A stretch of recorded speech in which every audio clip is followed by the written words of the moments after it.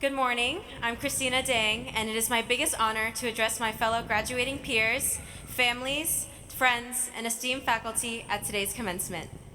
Looking back on the legacy we have built together at Suffolk, I can't not help but reflect where we all were 4 years ago. At the peak of adolescence, with the whole world right in front of us, nervous, eager, and excited to begin a new chapter. Now, 4 years later, we are all probably a little less eager, a lot more tired, and just about as nervous. Still, the whole world remains right in front of us.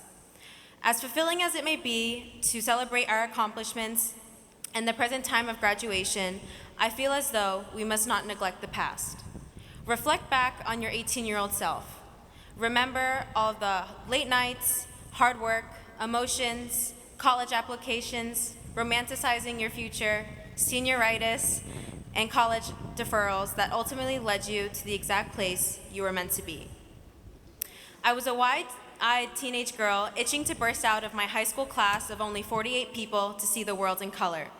Full of hope to retire my parents from their tedious routines as soon as possible, hit 30 countries by 30, and be the poster child of success, all while starting college. But as many of you can relate, and to young Christina's disappointment, life isn't a series of checks off your to-do list.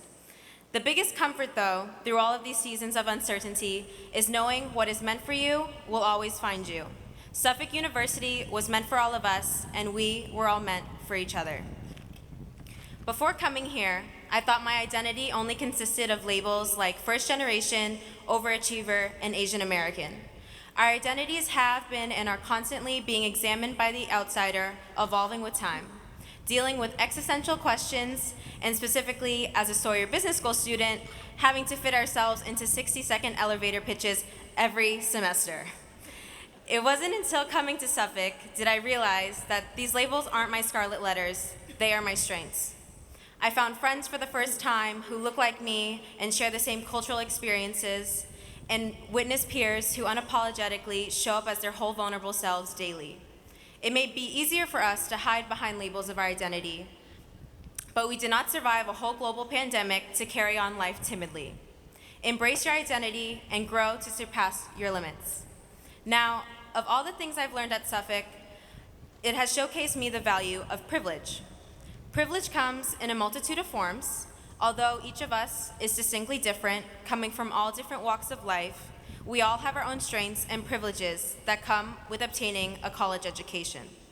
What a privilege it is to trek up the wind tunnels to arrive at Sawyer or Samia every day and bear through the electric characters of downtown Boston, cramming for finals, persevering through courses you thought were impossible. For me, it was accounting. Fighting like the Hunger Games to get on a Sawyer elevator, or missing the morning train to get to class on time. My fellow commuters, I'm looking at you.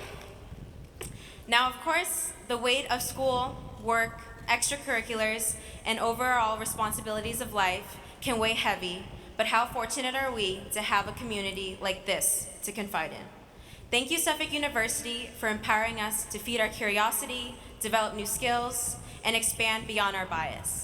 I'm grateful for all the professors and faculty who push and cheer us on the loudest when we succeed, to pillars like our Career Center, CHW, and even our beloved security guards, endlessly having our best interests at heart.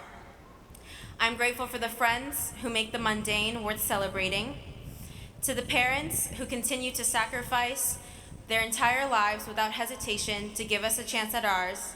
We thank you deeply.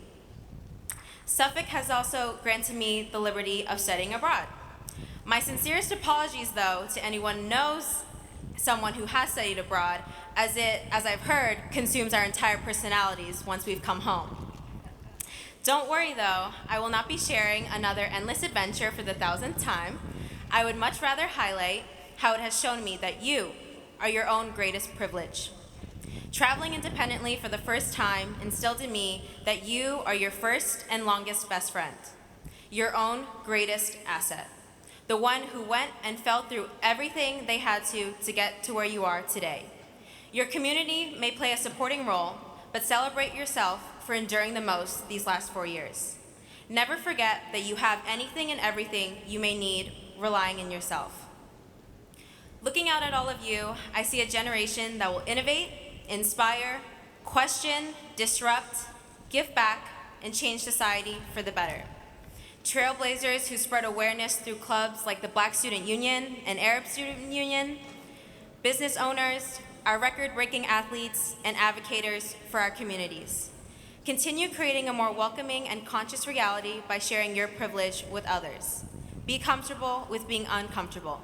Keep turning your inconveniences into opportunities, because your inconveniences are someone else's dreams. And don't settle for what's in front of you. Now, we've heard relentlessly that the city is our campus, and as of today, the whole world becomes our campus. Moving forward, life no longer centers around an annoyingly long program evaluation, but everything becomes an elective just awaiting your passion. Forgive your past, indulge in the present, and prioritize your future. But most of all, keep making your younger self proud. Thank you.